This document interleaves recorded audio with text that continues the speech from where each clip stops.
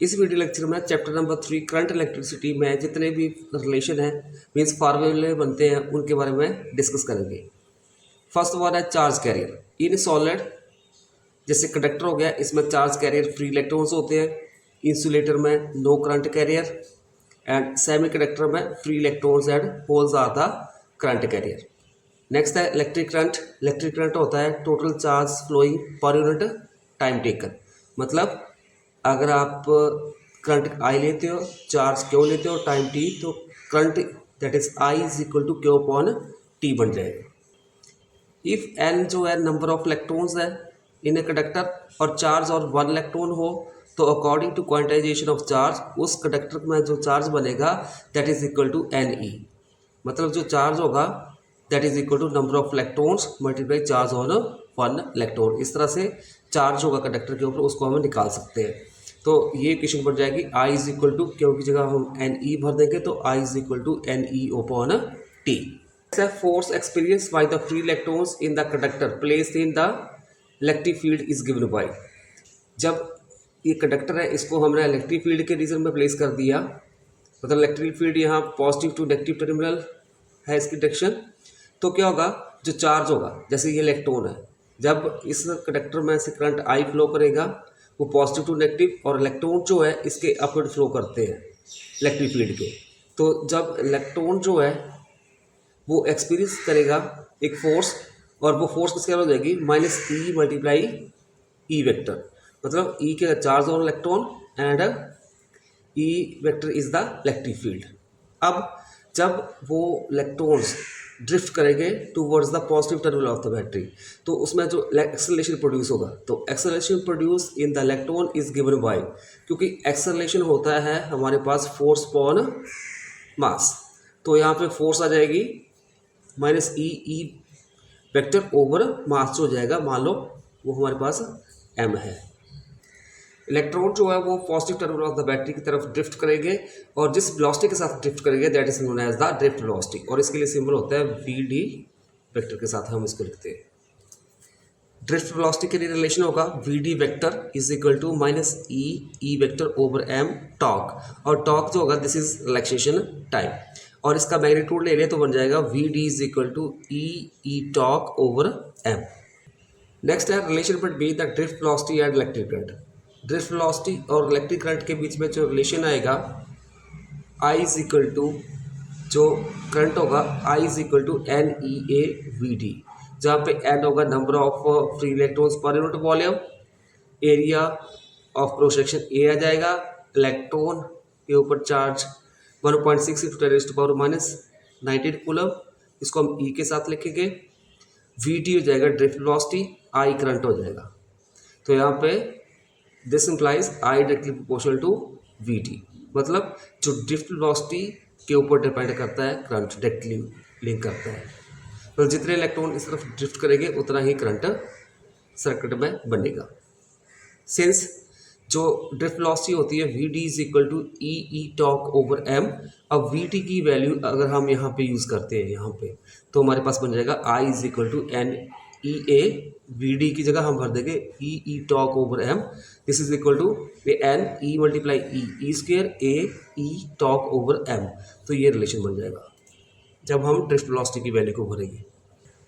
Next है current density. Current density होती है ratio of current over area. Current को हमने आई के साथ ले लिया, एरिया को ए के साथ, तो J is equal to I over A. Current density के लिए सिंबल होता है कैपिटल जे।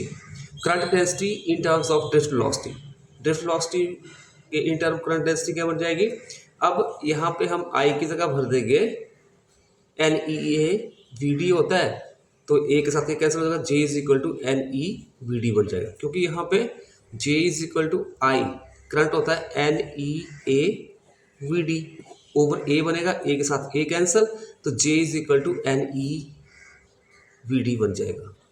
अब आता है नेक्स्ट मोबिलिटी। मोबिलिटी होता है it is the ratio of drift velocity over electric field. Mobility को हम म्यू के साथ लिखते हैं, ड्रिफ्ट वेलोसिटी होगी V D over E, E मतलब electric field, but V D हमारे पास होता है E E tau over M. अब वी डी की वैल्यू यहाँ पे भर देंगे तो मोबिलिटी बन जाएगी mu is equal to E torque over M over E के साथ ई कैंसिल हो जाएगा, हमारे पास बन जाएगा mu is equal to E torque over M. तो ये रिलेशन बन जाएगा मोबिलिटी के लिए। ई होगा चार्ज ऑन इलेक्ट्रॉन, टॉर्क होगा रिलैक्सेशन टाइम, एम होगा मास ऑफ इलेक्ट्रॉन और म्यू होगा मोबिलिटी। नेक्स्ट है Ohm's law. According to Ohm's law current flowing through a conductor is directly proportional to the potential difference lies across the end of the conductor, that is V directly proportional to I हो जाएगा, तो V is equal to R I, तो R is equal to V upon I, are जो हो जाएगा resistance.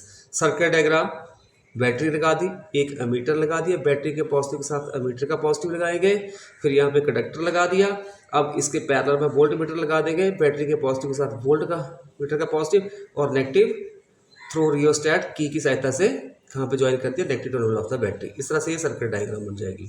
अब जैसे हम यहाँ पे की क्लोज करेंगे तो करंट फ्लो करेगा इस सर्किट में, और जो करंट जो होगा और पोटेंशियल इन दोनों के बीच रिलेशन जो होता है वो डायरेक्टली प्रोपोर्शनल है, तो मतलब यहाँ पे स्ट्रेट लाइन ग्राफ आएगा करंट और पोटेंशियल के बीच में आई बी, और यहाँ पे अगर आप वी आई लेते हो तो भी हमारे पास स्ट्रेट लाइन ग्राफ आएगा।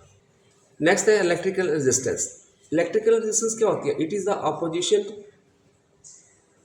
To flow the current through a circuit, that is known as the electrical resistance. According to Ohm's law V is equal to R I होता है, थोड़ा रीडियस करेंगे तो रेजिस्टेंस बन जाएगी R is equal to V upon I, मतलब ये रेशियो होती है पोटेंशियल पर यूनिट करंट, और एस आई यूनिट होते हैं इसके ओम। नेक्स्ट है फैक्टर्स अफेक्टिंग द रेजिस्टेंस। जो रेजिस्टेंस होगी कंडक्टर की वो किसके ऊपर डिपेंड करेगी, मतलब कौन से फैक्टर है उसको वो इफेक्ट करेंगे। हमने एक कंडक्टर ले लिया जिसकी लेंथ एल है, एरिया ए है और उसकी रेजिस्टेंस मान लेते हैं आर है, तो जो रेजिस्टेंस होगी कंडक्टर की वो डायरेक्टली प्रोपोर्शनल होगी लेंथ के। मीन्स अगर लेंथ को इंक्रीज करेंगे रेजिस्टेंस इंक्रीज करेगी, लेंथ को डिक्रीज करेंगे रेजिस्टेंस डिक्रीज करेगी। और जो एरिया ऑफ क्रॉस सेक्शन है, resistance inversely proportional to area of cross section. और एरिया को बढ़ाएंगे रेजिस्टेंस कम होगी, और एरिया को कम करेंगे रेजिस्टेंस ज़्यादा होगी। दोनों को कंबाइन करके हमारे पास क्या आ जाएगा, R proportional to length over area. Constant of proportionality को रिमूव करेंगे तो वो आ जाएगा रो, तो R is equal to rho L over A. ये रो जो होता है दिस इज स्पेसिफिक रेजिस्टेंस और resistivity of the material. S I unit हो जाएंगे, रो किसके बराबर बन जाएगा R A over L, resistance के ओहम, एरिया के मीटर स्क्वायर, लेंथ के मीटर, मीटर के साथ स्क्वायर कैंसर, ओहम मीटर। तो रेजिस्टिविटी या स्पेसिफिक रेजिस्टेंस के यूनिट होते हैं ओहम मीटर। नेक्स्ट है conductance. It is the reciprocal of resistance. जो कंडक्टेंस होती है वो रेसिप्रोकल होती है रेजिस्टेंस की। कंडक्टेंस को हम जी के साथ लिखते हैं and it is equal to 1 over R, R हो गया रेजिस्टेंस। एस आई यूनिट हो जाएंगे ओहम इनवर्स और सीमन, एस के साथ लिखेंगे। इसके लिए जो डायमेंशन फार्मूला होगा M inverse L square inverse T cube A square. Next है electrical conductivity is reciprocal of resistivity. जो इलेक्ट्रिकल कंडक्टिविटी होती है वो रेसिप्रोकल होती है रेजिस्टिविटी के। कंडक्टिविटी को हमने सिग्मा के साथ लिख किया, रेजिस्टिविटी को रो के साथ, तो sigma is equal to 1 over rho और एस आई यूनिट हो जाएगा siemens metre inverse. Dimension formula होगा M inverse L cube inverse T cube A square. Next है limitation of Ohm's law. First one, it works only for metallic wire whose resistance stay constant.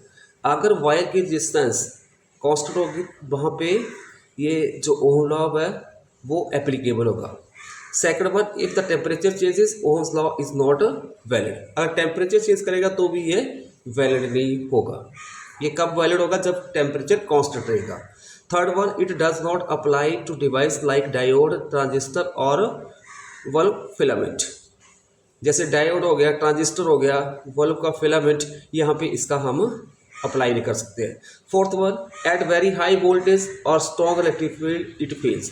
अगर ज़्यादा voltage आ रही है, strong field बन रही है, तो वहाँ पे ये फेल हो जाता है। These are the limitation of Ohm's law. Next है for a conductor resistance changes with temperature. किसी कंडक्टर के लिए जो उसकी रेजिस्टेंस होगी वो चेंज करेगी जब उसका टेम्परेचर चेंज करेगा। तो रेजिस्टेंस मान लेते हैं जो आर नॉट मैंने रेजिस्टेंस ले ली कंडक्टर की जो कि है 0 डिग्री सेल्सियस के ऊपर या रूम टेम्परेचर के ऊपर, और आर टी क्या है, जब उसका टेम्परेचर चेंज होगा तो उसके रेजिस्टेंस को मैंने मान लिया resistance of the temperature at time T. और अल्फा जो होगा that is the temperature coefficient of the resistance. तो रिलेशन बन जाएगा R T is equal to R not 1 plus alpha del T. अब डेल टी क्या हो गया, that is change in temperature. Temperature जो कि आपके पास जब उसका टेम्परेचर चेंज होगा तो टी ले लिया और minus T not. T not होगा जब आपके पास वो रूम टेम्परेचर होगा उसका, that is change in temperature. अब थोड़ा इसको रिलीज कर दो तो हमारे पास बन जाएगा alpha is equal to R T minus R naught over R naught del T. Next है when the temperature of conductor increases resistance increases hence conductivity decreases. जब हम किसी कंडक्टर के टेम्परेचर को इंक्रीज करते हैं, मतलब टेम्परेचर जो है कंडक्टर का वो इंक्रीज होता है तो उसकी रेजिस्टिविटी भी इंक्रीज हो गई, मीन्स उसकी कंडक्टिविटी डिक्रीज हो गई, क्योंकि conductivity inversely proportional to resistivity होता है। नेक्स्ट पॉइंट है when temperature of semiconductor increases resistivity decrease and hence conductivity increase. जब टेम्परेचर इंक्रीज होगा सेमीकंडक्टर का तो उसकी रेजिस्टिविटी डिक्रीज होती है तो कंडक्टिविटी उसकी इंक्रीज होगी। अब ग्राफ जो है रेजिस्टिविटी और टेम्परेचर के बीच में, जैसे मेटल आ गया एल्यूमिनियम, उसमें लीनियरली इंक्रीज करेगा, और निक्रोम वायर के केस में जैसे अलॉय है उसमें स्ट्रेट लाइन मतलब कांस्टेंट रहता है। अब सेमीकंडक्टर में क्या है, उसकी resistivity with the passes of time वो डिक्रीज करेगी। इस तरह से ग्राफ आ जाएगा। नेक्स्ट है इलेक्ट्रिक एनर्जी। ये कोई कंडक्टर ले लिया है, यहाँ पे रेजिस्टेंस आर बन रही है, करंट आई फ्लो कर रहा है और ए और बी के बीच पोटेंशियल वी है। तो जो करंट हो जाएगा चार्ज अपॉन टाइम, तो चार्ज किसके बराबर हो जाएगा, करंट मल्टीप्लाई टाइम। और वर्क डन किसका होता है, change in this is equal to, ये किसके बराबर होती है, पोटेंशियल मल्टीप्लाई चार्ज। अब चार्ज की वैल्यू यहाँ से भर देंगे तो ये बन जाएगा V I T. Work done हो गया वी आई टी, मतलब potential multiply current multiply time. तो और ये जो वर्क डाउन होगा किसके रूप में होगा, एनर्जी के रूप में, तो एनर्जी बन जाएगी वी आई टी। अब we know that according to Ohm's law V is equal to I R होता है। तो अब ई इज इक्वल टू किसके बराबर बन जाएगा, अब हम यहाँ पे वी की जगह भर देंगे आई आर, तो आई आर मल्टीप्लाई टी, ये बन जाएगा आई स्क्वेयर आर टी। अब आई किसके बराबर होता है, वी अपॉन आर, आई की जगह वी अपॉन आर भर देंगे तो V square upon R square बन जाएगा, आर के साथ square cancel, V square upon R T बन जाएगा ये, ठीक है। और जो एनर्जी किसके रूप में होगी, दैट इज हीट के रूप में, तो H is equal to I square R T बन जाएगा। This is also called Joule law of heating effect. इसके अकॉर्डिंग क्या होता है, Joule law of heating effect के, जब किसी कंडक्टर में से करंट फ्लो करता है, इसमें हीट प्रोड्यूस होती है, वो हीट डायरेक्टली प्रोपोर्शनल होती है किसके, करंट का square multiply resistance multiply time. Relation बनता है H is equal to I square R T. Electric power होती है work upon time, work energy के रूप में होता है, तो पावर बन जाएगा एनर्जी अपॉन टाइम। और in case of electricity energy जो होती है E is equal to V I T के बराबर होता है। E की वैल्यू यहाँ पे यूज करेंगे तो P is equal to V I T upon T, T के साथ T cancel, P is equal to V I. Power हो जाएगा it is the product of potential multiply current, this is equation number 1। But V is equal to R I होता है, तो V की value यहाँ पे इक्वेशन 1 में हम भर देंगे तो क्या बन जाएगा, P is equal to R I multiply I, तो आई क्या बन जाएगा I square, power it is equal to I square R. ये एक और रिलेशन बन जाएगा पावर के लिए। But also I is equal to V upon R होता है, तो इसका यूज भी हम यहाँ पे करेंगे, मतलब आई की वैल्यू यहाँ पे भरेंगे इक्वेशन 1 में, तो ये बन जाएगा P is equal to V multiply V over R, तो वी क्या बन जाएगा V square, P is equal to V square upon R. तो जो पावर के लिए रिलेशन हो गए, एक तो हो गया P is equal to V I, जब हमने V is equal to R I भर दिया तो P is equal to I square R बन गया, और जब हमने I is equal to V upon R भर दिया तो P is equal to V square upon R बन जाएगा। नेक्स्ट है SI unit of power, that is watt, W के साथ लिखेंगे, और 1 किलो वाट आवर्स होता है 3.6 इंटू 10⁻⁶ जूल के बराबर, और ये किसके बराबर होता है 1 unit. Relation between EMF and terminal potential difference. EMF क्या होता है, अगर आप कोई कंडक्टर लेते हो उसके दो एंड के बीच जो पोटेंशियल होगा, जब उसमें से करंट नहीं फ्लो कर रहा है दैट इज EMF कहलाएगा। जब उसमें से करंट फ्लो करेगा उस कंडक्टर में से, तो जो पोटेंशियल होगा दो टर्मिनल के बीच वो क्या कहलाएगा, टर्मिनल पोटेंशियल डिफरेंस।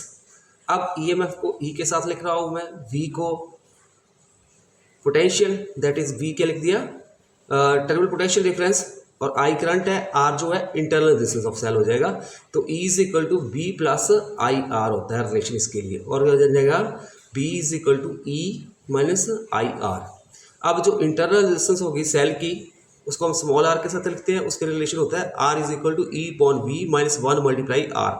ई जो होगा वो ईएमएफ होगा, वी पोटेंशियल डिफरेंस, और आर जो होगा जो एक्सटर्नल रेजिस्टेंस हमने वहाँ पे लगा के रखी होती है, और आर जो है स्मॉल, ये इसकी इंटरनल रेजिस्टेंस होगी सेल की।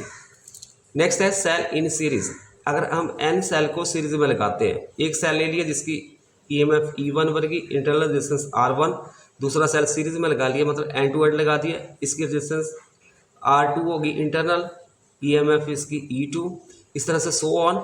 तो जो equivalent EMF of all cell बनेगी, E equivalent is equal to E1 plus E2 up to EN, और summation I varies from 1 to n EI के बराबर हो जाएगा। और जो इंटरनल रेजिस्टेंस बन जाएगी R1 plus R2 up to RN, this is equal to summation I varies from 1 to n RI हो जाएगा।